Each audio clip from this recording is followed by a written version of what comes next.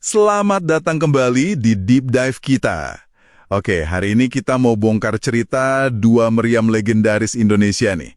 Ada Ki Amuk di Banten, terus ada Ki Jagur di Jakarta. Betul, dua nama yang sering banget kita dengar ya. Ya kan? Sumber kita kali ini lumayan lengkap, mengupas sejarahnya, mitos-mitosnya, sampai jejak budayanya. Misi kita kali ini bukan cuma lihat ini sebagai senjata perang kuno aja ya, tapi kita mau coba gali lebih dalam. Gimana sih kedua meriam ini bisa jadi simbol penting, penjaga ingatan kolektif kita, bahkan sampai dianggap kembaran mistis segala. Menarik, menarik. Kayaknya banyak lapisan cerita di sini ya. Banget. Yuk kita mulai aja deh. Kita awali dari Banten dulu, dengan Ki Amuk. Sekarang kan dia ada di Museum Kepurbakalan Banten Lama ya. Ya, betul. Tapi dulunya posisinya itu strategis banget. Di area pelabuhan Karangantu menghadap langsung ke laut. Ini jelas bukan sembarang meriam, tapi salah satu pusaka penting Kesultanan Banten. Nah, soal asal-usulnya gimana nih? Kayaknya ada beberapa versi cerita ya. Betul sekali. Ada beberapa versi. Dan ini yang bikin dia makin menarik. Versi yang paling umum sih nyebutin kalau ini hadiah dari Sultan Demak, Trenggono, buat Sultan Banten pertama, Hasanuddin. Sekitar tahun 1528 atau 1529 gitu.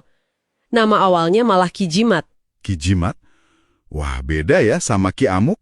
Beda. Nah, tapi ada teori lain juga.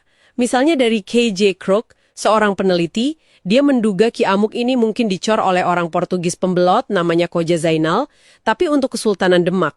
Oh ya, kenapa dia bisa berpendapat gitu? Dasarnya sih ada kemiripan gaya dengan meriam-meriam Portugis lain dari era itu, plus ada konfirmasi dari peta abad ke-17. Nah, selain versi sejarah ini, tentu ada legenda lokal juga. Legenda apa tuh? Yang bilang kalau Ki Amuk itu sebenarnya jelmaan prajurit sakti dari Demak. Ini contoh bagus gimana fakta sejarah sama cerita rakyat itu bisa nyambung dan saling melengkapi gitu. Oke. Secara fisik nih, Ki Amuk ini kan gede banget ya. Gede banget, bahannya perunggu. Panjangnya itu lebih dari 3 meter, beratnya sekitar 7 ton, bayangin aja. Wow, 7 ton. Tapi yang bikin dia benar-benar unik itu kan tulisan di badannya ya. Inskripsi Arab itu. Nah, itu dia. Ada tulisan Arab, bunyinya Akibah al-Khairi Salamah al-Iman. Artinya kira-kira buah dari kebaikan adalah keselamatan iman. Terus ada doa yang merujuk pada Sayyidina Ali dan pedangnya, Zulfikar. Ada juga nasihat tentang kesabaran. Unik banget ya. Ada pesan-pesan spiritual gitu di senjata perang. Terus ada simbol lain kan, yang di mulut meriamnya. Iya, ada simbol Mentari Majapahit. Itu loh bintang sudut 8, lambang kebesaran era Majapahit. Nah, ini nih. Kok bisa ya ada pesan Islami dan simbol era Majapahit di satu meriam dari abad ke-16? Ini nunjukin apa ya? Ini nunjukin sintesis budaya yang luar biasa di Nusantara waktu itu. Jadi, meriam ini bukan cuma alat perang, tapi juga semacam medium yang bawa pesan filosofis, religius, sekaligus nunjukin kesinambungan sejarah dari era Majapahit ke era Kesultanan Islam. Nama Ki Amuk sendiri yang kedengarannya kan garang ya. Iya, kayak ngamuk gitu kan? Nah, itu merefleksikan reputasinya yang ditakuti di medan perang. Tapi lama-lama, maknanya bergeser. Jadi lebih ke kekuatan sakral di mata masyarakat Banten. Oke, dari Ki Amuk yang sakral di Banten, kita geser sedikit ke Jakarta yuk. Ketemu kembarannya, Ki Jagur atau Si Jagur. Sekarang ada di Museum Fathahillah kan ya? Iya, di depan Museum Sejarah Jakarta atau Museum Fathahillah itu. Kalau yang ini, Ki Jagur, asal-usulnya relatif lebih jelas. Gimana ceritanya? Ki Jagur ini dibuatnya di Makau, sekitar abad ke-16 juga.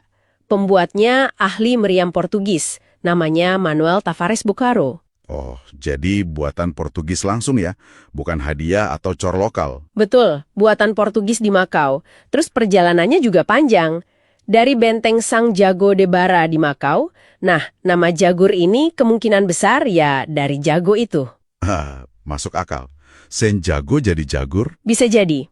Dari Makau dia sempat dipindah ke Malaka. Terus tahun 1641, Malaka direbut VOC, kongsi dagang Belanda itu.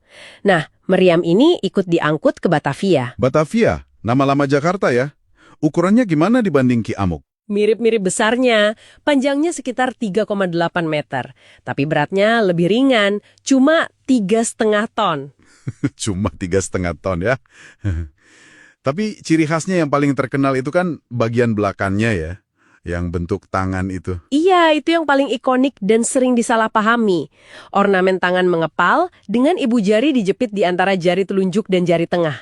Itu namanya apa sih dan artinya apa sebenarnya? Kalau dalam bahasa Portugis, gestur itu disebut mano in figa. Mano itu tangan, figa itu ya gestur itu.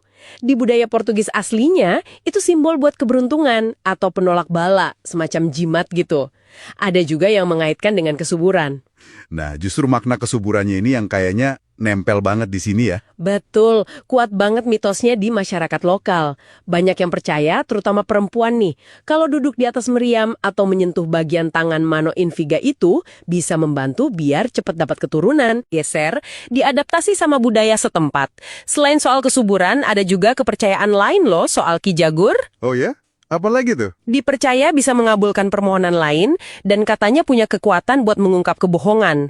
Konon, kalau ada penjahat disuruh bersumpah di depan Ki Jagur, dia nggak bakal berani bohong. Wah, multifungsi ya.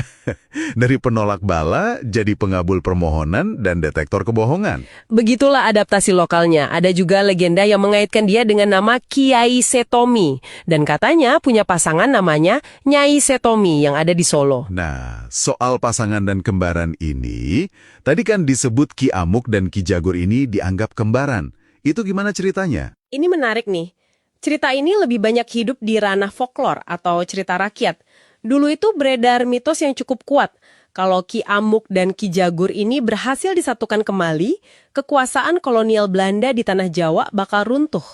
Wah, jadi semacam simbol perlawanan gitu ya? Tepat. Kita bisa lihat ini sebagai cerminan dari aspirasi, harapan, dan mungkin juga semangat perlawanan masyarakat terhadap penjajah yang diekspresikan lewat legenda. Sebuah narasi perlawanan bisa dibilang. Keren banget ya gimana cerita rakyat bisa punya muatan politis kayak gitu. Ngomong-ngomong soal legenda yang mengakar, Ki Amuk juga ada kaitan unik sama nama daerah kan? Pandeglang? Betul sekali. Ada cerita populer yang menghubungkan Ki Amuk langsung dengan asal-usul nama Kabupaten Pandeglang di Banten. Gimana tuh ceritanya? Konon, Sultan Banten dulu ingin membuatkan gelang kehormatan untuk Ki Amuk. Tapi karena meriamnya sakral dan besar banget, nggak ada pandai besi biasa yang sanggup. Terus? Akhirnya ada seorang ahli besi dari daerah Kadupandak yang berhasil menyanggupi dan membuatnya. Nah, si ahli ini kemudian dapat julukan Pandai Gelang. Tempat tinggalnya atau daerah asalnya kemudian dikenal sebagai Pandeglang. Jadi Pandeglang itu dari Pandai Gelang. Itu versi cerita rakyat yang paling terkenal. Katanya lagi, gelang itu dibuat dari potongan bagian belakang Ki Amuk sendiri. Meskipun ya, ada versi lain juga soal asal nama Pandeglang. Ada yang bilang dari Paneglangan, artinya tempat melihat yang lapang, atau Panigelang, semacam tepung gelang. Tapi cerita si Pandeglang ini yang paling nempel di masyarakat ya. Mungkin karena ada kaitan langsung sama Ki Amuk yang dihormati itu. Sangat mungkin. Itu menunjukkan betapa kuatnya sebuah artefak sejarah bisa menyatu dan bahkan membentuk identitas sebuah tempat lewat narasi lokal. Oke, jadi kalau kita tarik benang merahnya nih, Ki Amuk dan Ki Jagur ini jelas bukan cuma besi tua peninggalan perang ya? Jauh dari itu. Mereka ini semacam penjaga memori kolektif kita. Saksi bisu perpaduan budaya Nusantara, Islam, Eropa, saksi sejarah kesultanan, kolonialisme. Dan juga sumber mitos yang terus hidup sampai sekarang. Bahkan ikut membentuk nama tempat kayak Pandeglang tadi. Betul. Mereka nunjukin gimana sejarah, legenda, spiritualitas, bahkan harapan politik kayak mitos meriam kembar tadi, itu semua bisa terwujud dan terikat pada sebuah objek fisik. Keduanya ini bukti nyata gimana artefak bisa jadi museum hidup, yang maknanya terus diperbarui, terus diberi arti oleh masyarakat dari generasi ke generasi.